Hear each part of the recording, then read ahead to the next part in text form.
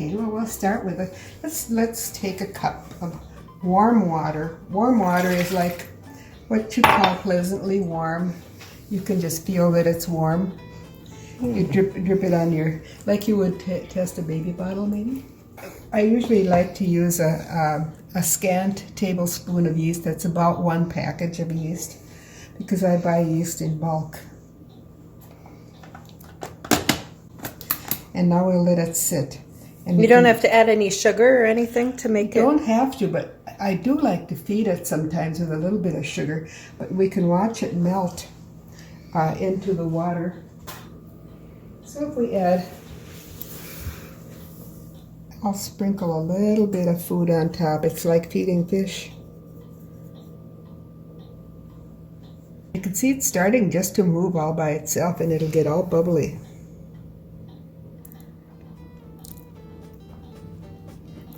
This takes about 5 minutes.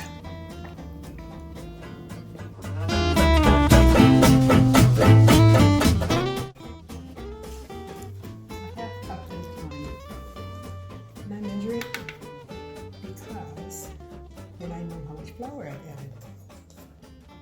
That sounds smart. Okay, so we have that. That's told.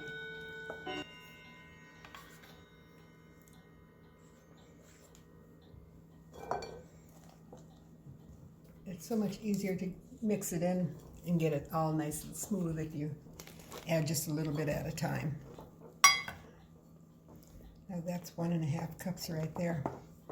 And I think that's a good time to just stop and let the yeast do its thing again. If you want to really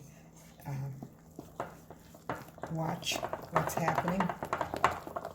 It still looks really wet. It's very wet. It's only got about half the amount of flour that it needs. But you're gonna stop? Let it rise.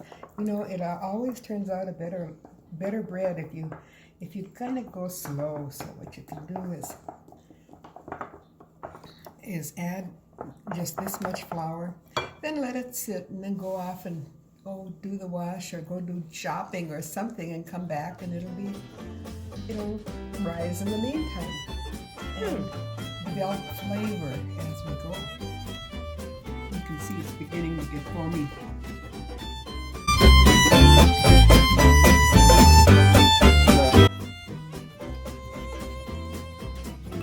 Usually it's about half a teaspoon of salt for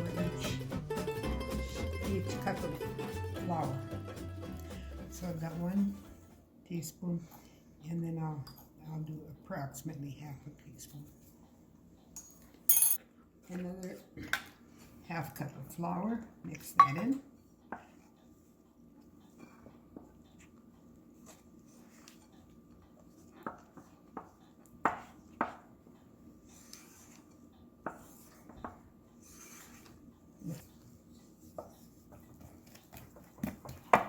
And I'll beat it until you can see that it's getting smooth, nice and smooth. So we'll add another half cup of flour. That might be enough.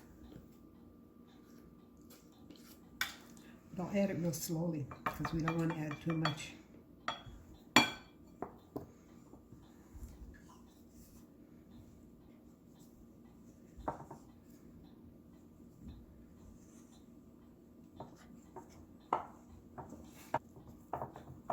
Now you can see this is looking a little bit wet.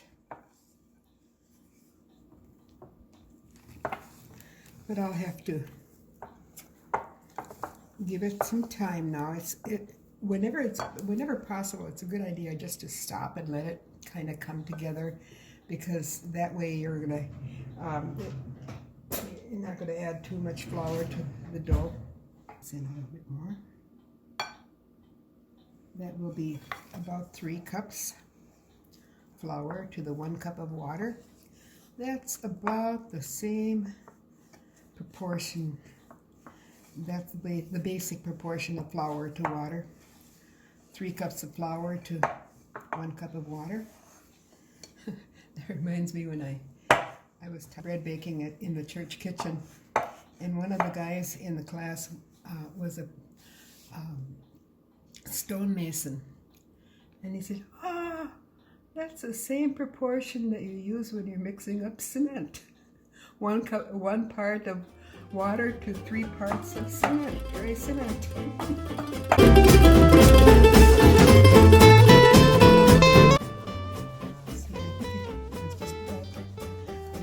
So I'm going to scrape that clean and good.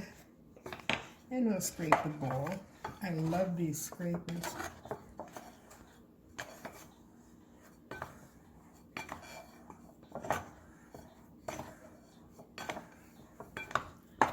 Okay, now we'll sprinkle the rest of the flour onto the board or onto the countertop.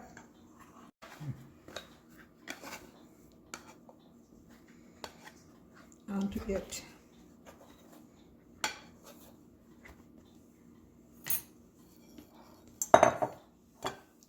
Now, to start kneading, what you do is you start folding the dough over onto itself.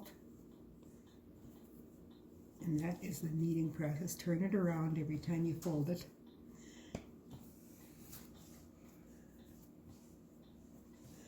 And usually it'll take about 10 minutes of kneading to make it nice and smooth. 10 minutes? About.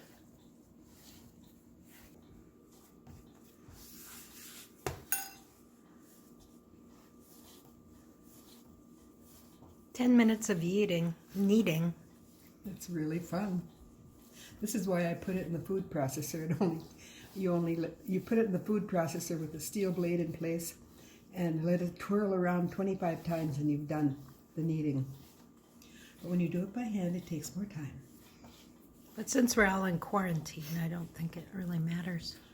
Yeah, we have time. Nothing but time.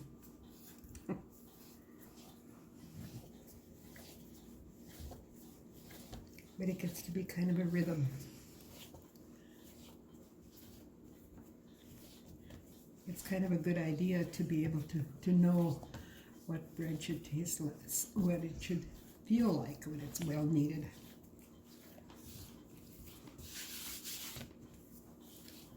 It gets smoother and smoother.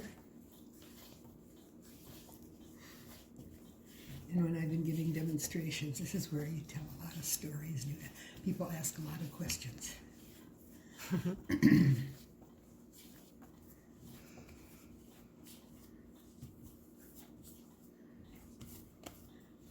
Well, it's looking pretty good,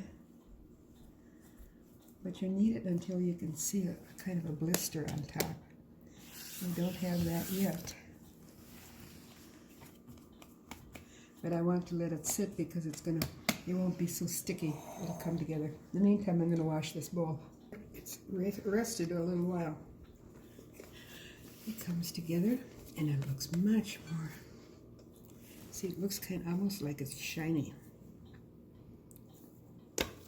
And it has a little bit of stickiness, but I always say it feels like touching wet paint on a wall.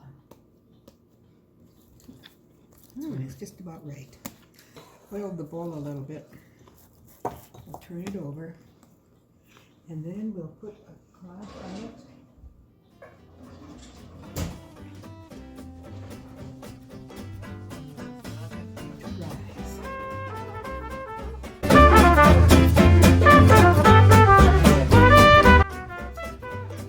So how to shape bread. Now that we have the dough ready, it's very easy. So you cut it into 2 parts. That was a 4-cup flour recipe. No, that was a 2-cup flour recipe. No, 3 cups actually. So it's 1.5 cups per loaf. But the technique is the same regardless. It isn't perfect, but after it rises, it will be perfect.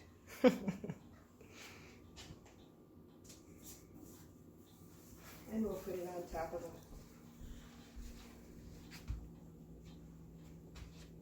parchment paper. How long do you let it rise? Until it looks nice and puffy. Oh, it'll take about 25 minutes.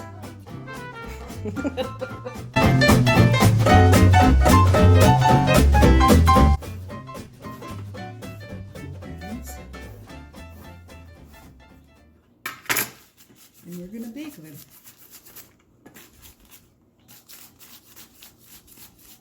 In a 450 oven.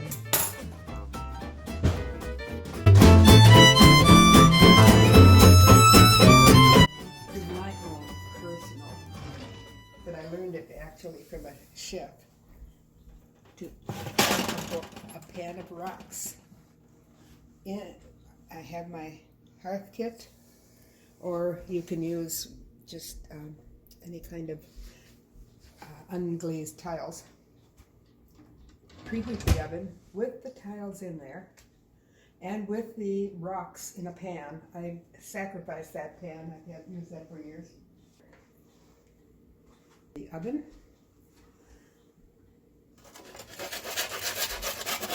Like so, right on the paper, parchment paper.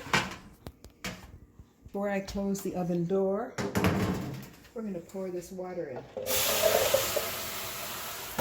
Because that will make a nice crispy crust.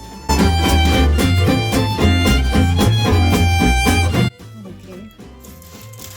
Beautiful. Take this one out. And we'll take this one.